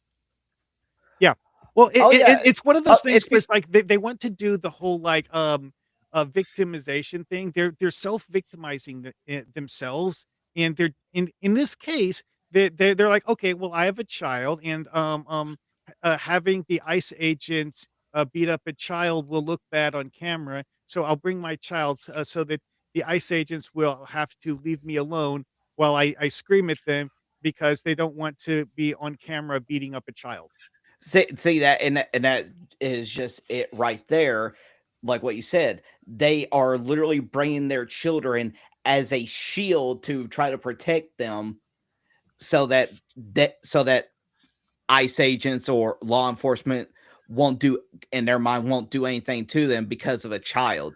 First of all, that right there is grounds of you being an unfit parent, Yep. you having your child taken away from you because you are actively putting them in a dangerous situation, and you should be able to lose all custody of your children. And that whole entire thing, like, it was I remember seeing a post of people screaming about this, and then people making a meme of it where it's like, after she died, and it's like, she was a mother, she had a child, and it's like, and Charlie Kirk was a father and had a child. Well, You all murdered him. but my personal favorite is the whole thing where like where people are like, "Oh, this is a human being. You should treat them with the dignity and respect of all other human beings." And my response to that is like, "So Adolf Hitler was also a human being. How much dignity and respect do you think Adolf Hitler deserved?" There was It kind of just goes into like what I said like way long ago, where a lot of this just an end result of the idea that life is so easy and there's no great causes to fight for anymore. People just invent causes to fight for it so they can feel better about themselves. Actually, it's Yeah. worse than that. Mm. I actually came to the conclusion that there's a different reason for it than just people have nothing better to do. It's actually that the political parties want to distract people from uh, issues that are actually worth fighting for by throwing issues in their faces that aren't worth fighting for, and to distract them from the things that people would actually have a legitimate reason to want to fight for. Because with the whole like thing with the I don't ju- see ju- how ju- these two things are mutually exclusive to each other. They could both be right at the same time. again though, is that it's one of those things is that they they want, well, okay, you do have a certain point there, is that the recruitment methodology is recruiting people who are, you know, not busy, shall we say. But Don't have a job, don't have a family to look after. Got or nothing going on with their or at the life. very least are empty-headed enough to um step away from that in order to do something useless. But so a couple other things I wanted to bring up. In the video of the original shooting of Renee Good, uh, I think it's her wife that was also there. You hear her at one Mhm. point yell out, "Why are you using real bullets?" Now, let's keep in And mind, ICE is going after illegal aliens, with the majority of them being rapists and murderers. This is proven fact now.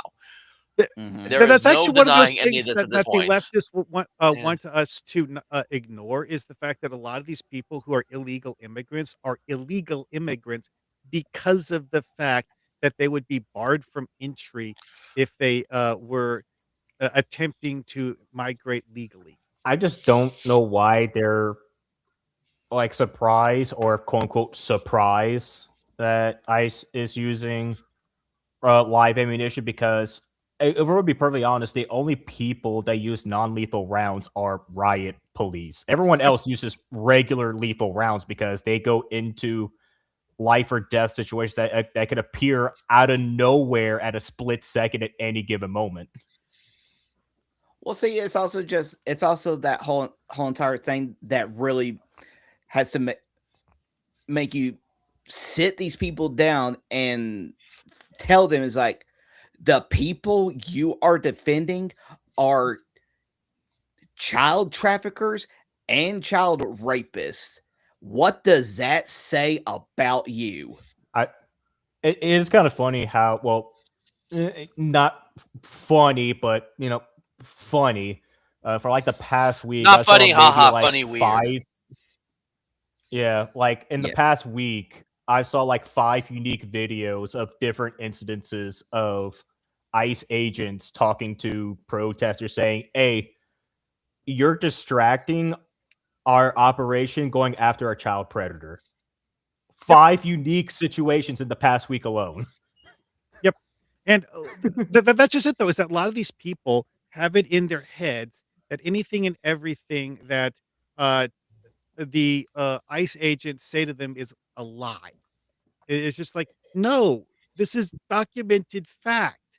Well, one of those incidents, the guy had a deportation order signed by a judge. It's like these people like go on like, oh, there has to be due process. This guy had his due process. It- The due process was that it was either time for him to be uh, uh, removed from the country, or if he resists hard enough, shot. And it's like the due And this is where process I winds up disagree with with a the lot of people on deportation. this. They just don't Is deport willy-nilly rando. The deportation comes after the due process.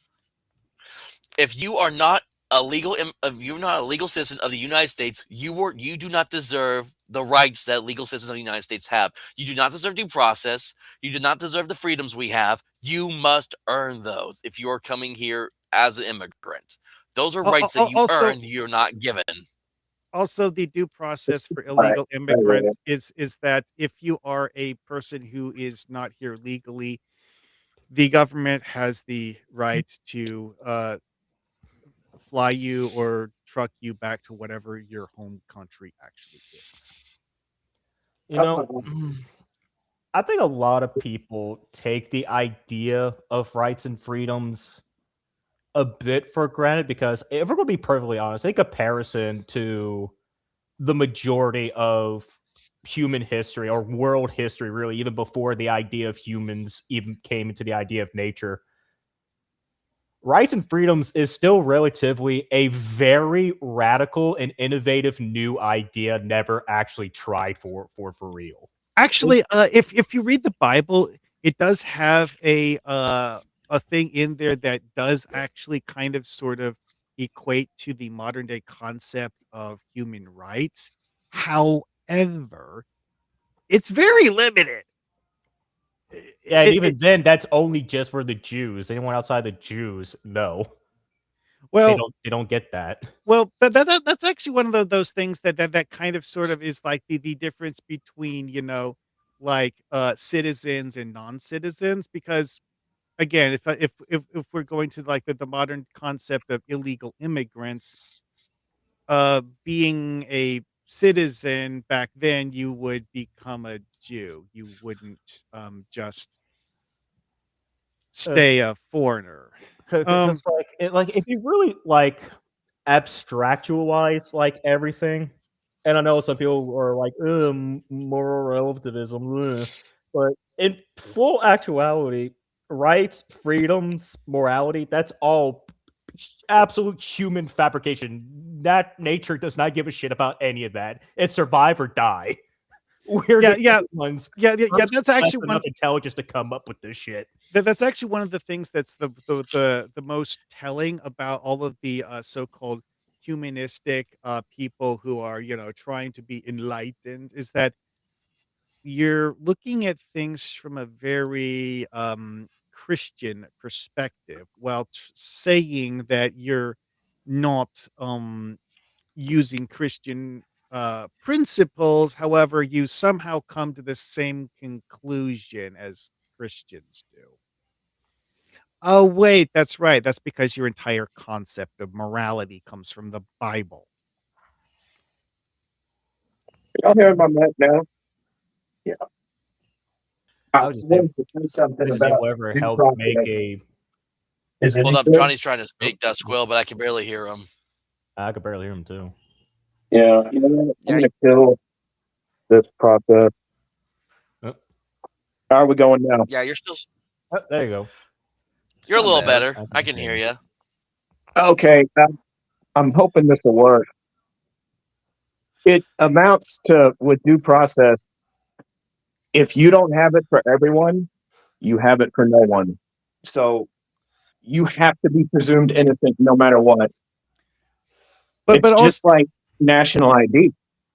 but If we also have to carry if we don't have to carry a national ID, then anyone can say, "Hey, I'm a citizen," and then they have to prove you're not.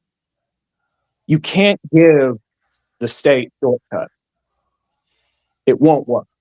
well, it's kind of like the thing with a speedy trial is that why does it that all of these leftists want us to have year-long, multi-year long court battles for every single illegal immigrant before being deported? Why? As soon as they show them they're not a citizen, that's the end of it. Done deal. I mean, like an actual Well, like fair court case, you can do that in less than a week. Why do they want them to be multiple years? It's because of the I, fact that they want to saturate the legal system to the point where it implodes under its own weight. well, actually, think about how they want to approach gun ownership. They want red flag laws. There's no due process in this. Yeah. Okay, this is every political party weaponizes due process. They want it to slow down what they want, and then they want it to be skipped for the things that they don't want. And a major part of our immigration problem is the involvement of the state in the first place. And I don't mean the state as in the member states of the federation. I mean the involvement of political means. So we used to have seasonal immigration. Guys would come in, work, and come home. They go back. Now the process is just so Byzantine that it's hard to come here, work, and go back. This is The actually process something for that getting permission to work takes longer this is because of actually bureaucracy. this is actually something that one of the Californian politicians actually made the mistake of saying out loud in a recent interview is that they need illegal immigrants because of the fact that their economy would implode if they had to pay the what is in California considered a fair wage to literally everyone in the entire state. So they need illegal immigrants, otherwise they can't get workers working for a low enough wage to actually get the job done. The answer to that is to eliminate that fair wage. There should be no minimum wage. The minimum wage is zero. And when the government steps in and tries to set a different one, they screw up pricing.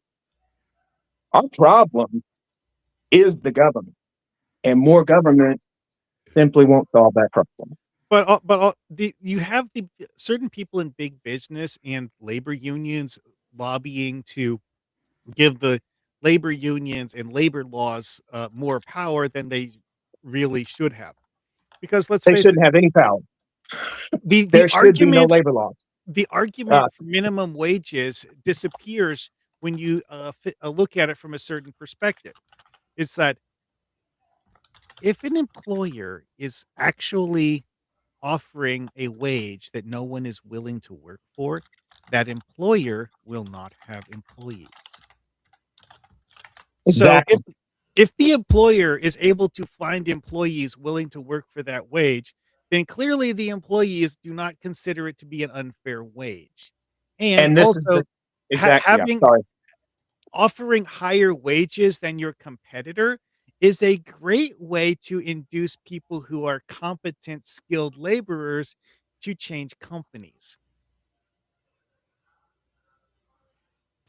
Okay, so I And want that to kind of move this forward. Sorry, go ahead and share your thought really quick, Johnny, and then I want to move this forward because there's a couple more points I want to get before we bring the show to a close. and that's the problem with intervention is all it's going to say. It just distorts everything. So it's not adding anything. Yeah. So a couple more points I want to bring up, stories that surround this whole Glen with the Ice protest. Was the first one that they tried to do was unfortunately. So the situation is kind of bad. A illegal immigrant father was walking with his son one day. I think they were just Oh, walking home this from one. school, and ICE Mhm. agents pulled up on him, and the father ran off, leaving his kid behind. So one agent went off to go get him, and another agent stayed with the kid to make sure that he was protected. And they tried to spin it like they were saying the ICE agent was also arresting the kid too. Depending on certain circumstances, you might actually deport the child.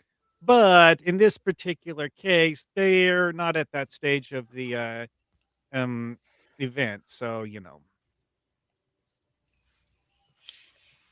Yeah, because like you have like these people talking about how they're going in and detaining kids and everything. Leave the kids alone. It's like, oh, so you wanted okay, so basically from what you're all saying is that they should have just ignored the child, leave him by himself in the middle of winter while it's snowing so he could freeze without the idea of where in the world his father, who just abandoned him, yep. to figure out what in the world he's going to do, and potentially just run off somewhere and people unknowingly would know where he went to. Is that what you're all saying? Re- Yeah, real, real genius move.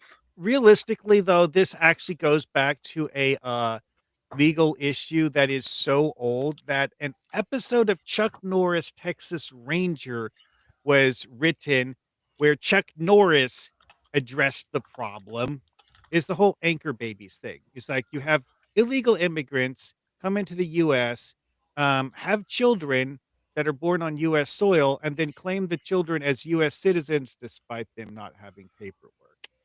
And they claim the children Oh. as US citizens and thus use this as a rationale for why the parents can't be deported because since the child is a US citizen, the child has a right to live in the US. Well, I just saw something rather interesting I did not know about. What? Apparently, the new Japanese prime minister just dissolved the Japanese parliament. Oh yeah, I did see something about that last night. I saw a video. Well, some countries that's actually more normal than you would think because the fact that it's not that they're um abolishing the institution, it's in I'm not sure about this specific incident, but in some cases it's more that they're saying that like we need to um reconstitute this institution, and in many cases it'll just mean that they have elections and vote for new representatives. Okay, so Johnny, do you have any thoughts you want to share real quick? It would all just be more non-intervention. It would be scaling all of this back. I mean, the problem with I think the anchor babies thing comes from the 14th Amendment. Uh, although I really absolutely don't want government involved in any form of central planning of movement, labor, any of that. But at the same time, citizenship is completely under the purview of the federal government. But working, owning property, traveling, none of those are privileges of citizenship. Those are all human rights. And I don't need the government involved in it. What I need the government to do is quit encouraging immigration. I don't want dreamers. I don't want any of that. I also don't want them to discourage it. I want the market to handle it. We're not there yet. But we need to start treating just illegal immigration as what it is, which is a paperwork issue. Why do we have violent felons out in the first place to be deported? You murdered someone, you stay here, you stand trial for murder here. I don't want you let loose. You're already obviously tough enough to get over the border without permission. So what does it serve me to send a murderer back to his country? Negative. You need to suffer The the penalty only here. if it wasn't for the fact that we currently have leftist leaders and judges currently that release these criminals currently from jail on a daily basis, I would agree with you 100% as they need to serve the time here, and then they can be sent back after serving their time. But that's not happening. We get criminals that get locked up for like a couple days, and then they're let back out on the streets because of leftist policies. That's the only problem I have with that. And a lot of these criminals are people whose crimes are things that, if you know, look it up in the Bible, it says punished by stoning.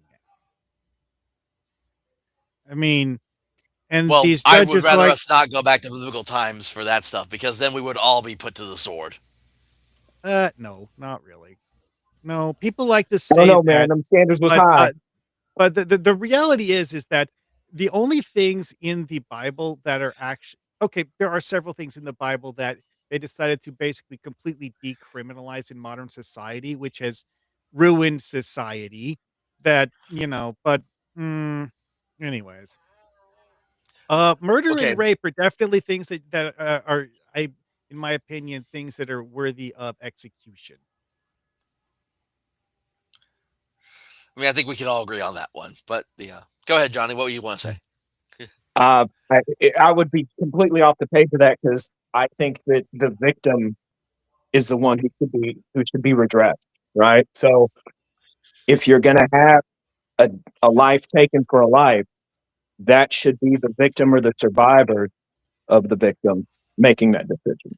Sure. We Well, don't I have mean, that right now. but We like, don't. We have. If you look at a court case, it's not the state as a third party adjudicate. It is the state as the victim.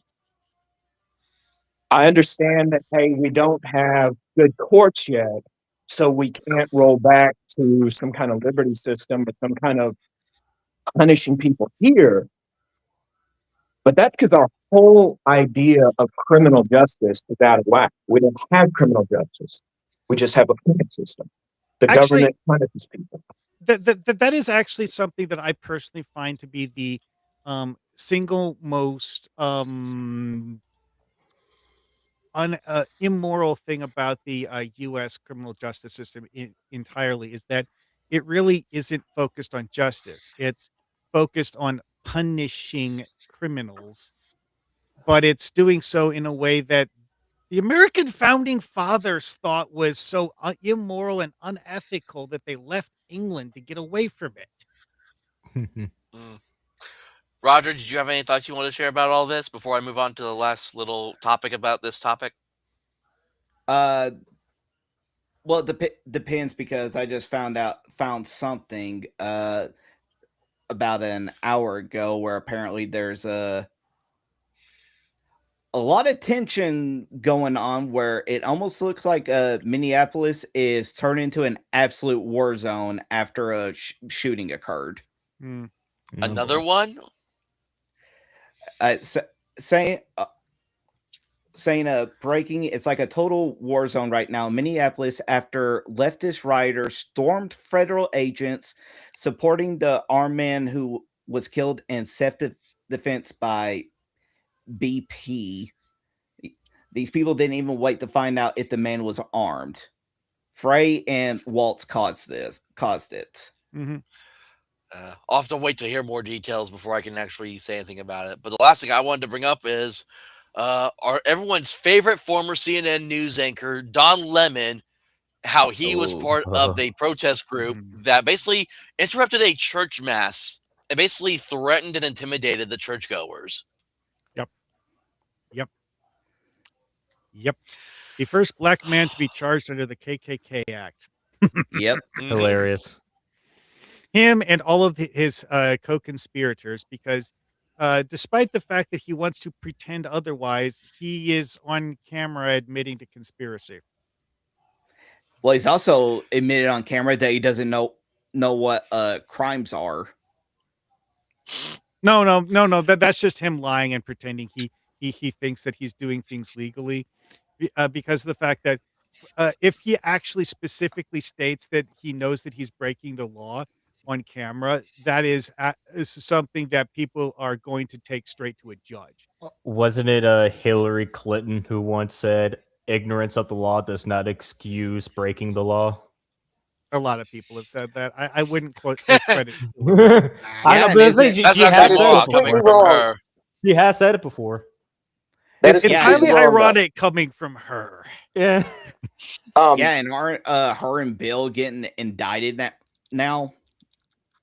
Yeah, I'm because not. of the I'm fact not holding my that breath on that. as actually Congress passed a resolution to hold them in contempt. Contempt. That's what it was. That's not going to So- lead to anything. That's the thing though, is that having them actually get held in contempt for refusing to testify in front of Congress, it's farther than anything's gone before. So If there's we'll one see. thing that always gets me when we get into a situation like this, and this is, I knew this was going to happen considering, a church was involved, is all the freaking intellectual LARPers that try to do, oh, but Jesus did. I'm like, okay. Because I've already seen where it's like references to Jesus flipping the tables of the merchants who was doing business in front of the temple. I'm like, do y'all even know what that story was about? Like what the actual reasoning behind that was? I don't think you do. They No, were because- they were doing merchant trading and tax collecting in the temple of God. Yes. See, here's the thing: is that this was something that was in theory legal to be done outside the temple, but not inside the temple. And the reason why They were profane. They were defiling the holy temple with things that weren't actually directly related to worshiping God. they were also interrupting and harassing, people that were just there just for worship because they wanted to do trade, which was preventing worship to God, which Jesus was offended by. He didn't go inside the church and disrupt services and worship. He was offended and angered by those that were interrupting service and worship. So no, he would not go into a church mid-service and make a big fucking stink about his own petty grievances, or what he says is his grievances. Well, yeah, Unless the 'cause, woman was a gay pastor, like a lot of them are now, though, then he might interrupt it. Yeah, maybe. But yeah, it's just like what you all were saying. If the people trying to say like, well, Jesus said this, doesn't that contradict like what you all were saying? It's like, no, because you all clearly didn't actually read the story. It's like these people who always say stuff like don't use the Lord's name in vain without actually knowing what the actual meaning of that phrase truly means. Mhm. They'll just say whatever it is that they want to try to get a gotcha moment because they think that they're the most intellectually smart person in the room. It's like that Freyren meme about how the only reason demons talk to you is so that they can deceive you. hmm Mm-hmm. Johnny, you got any thoughts you want to share about Don Lemon and the church invasion, Lemon. basically? Yes. So it Lemoron. kind of goes back to here we have yet another law we didn't need. Trespass laws can handle what they want the KKK Act to handle. I'm going to say something that's really going to be controversial, probably. The civil rights era was not an era of increasing freedom. Oh, It no. was an era of the government shifting its power over private association. They Yeah, this- replaced forced segregation with forced integration. And they retained all their power. Yeah, Mind it's you, like- the state lost power relative to the feds. But they didn't actually just say, hey, you know what? We can't control your private interaction. I believe that was calculated. I believe Don Lemon is a victim of modern society, and I don't say he's doesn't have agency, but all of us our concept property is quite distorted from the continual involvement of the state. Don So we Lemon's think that we have the right to go onto private property and protest. No, you don't. As soon as I tell you to leave, you have to leave. It goes back to what we talked about with the table, right? If I'm sitting at your table on RPGs, I respect your rules. If I can't respect your rules, I get up and leave. That's the sort of grown up private property rights understanding that many of us have lost. Also, I got to say one thing. Malum and say crimes. So crimes that are actually evil by their very act. Murder, rape, theft. Those that to be guilty of the crime itself, you have to have mens rea. You have to have criminal intent.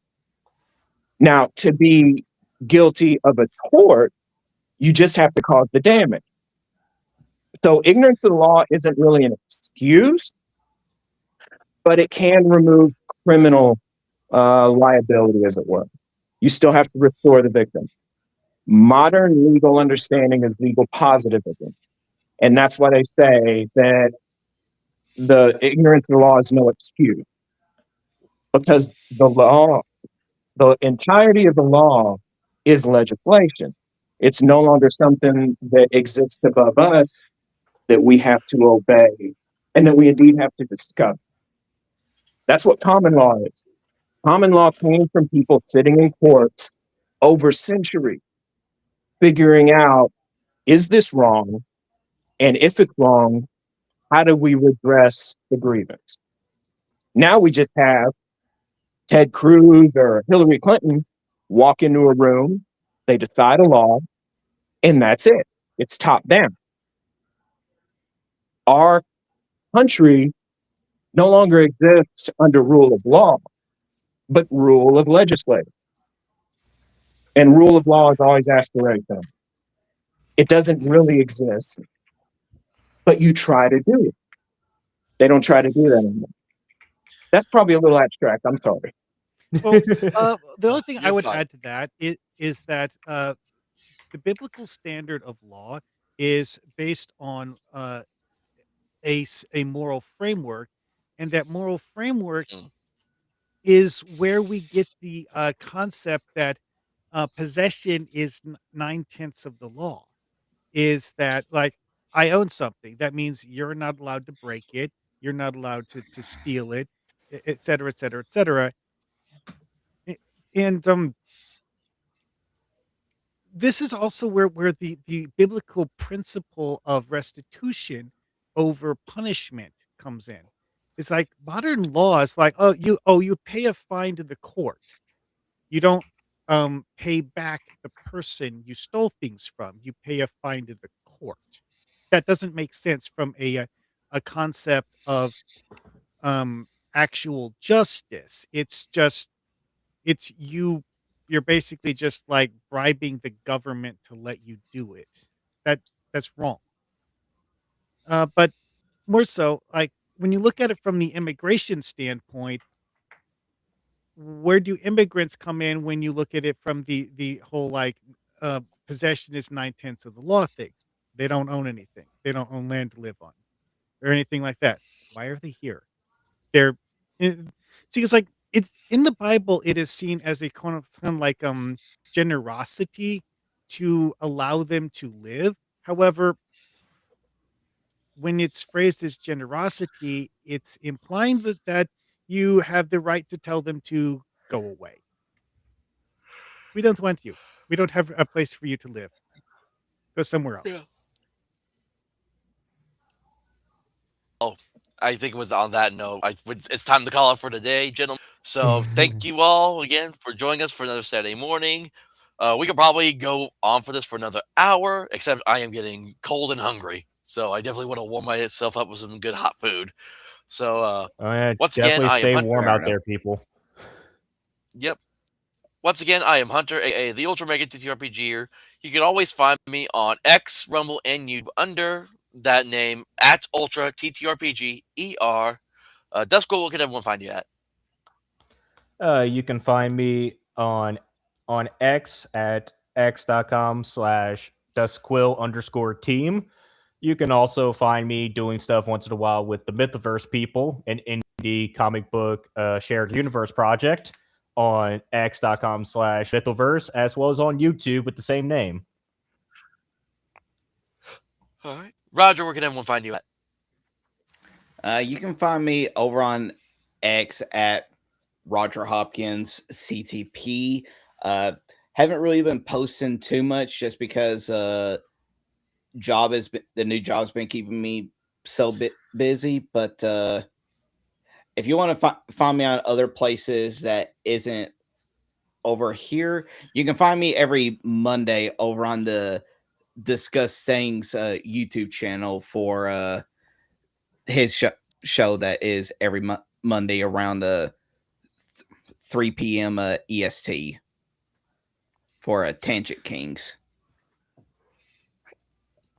Marhawk, man, where can everyone find you at?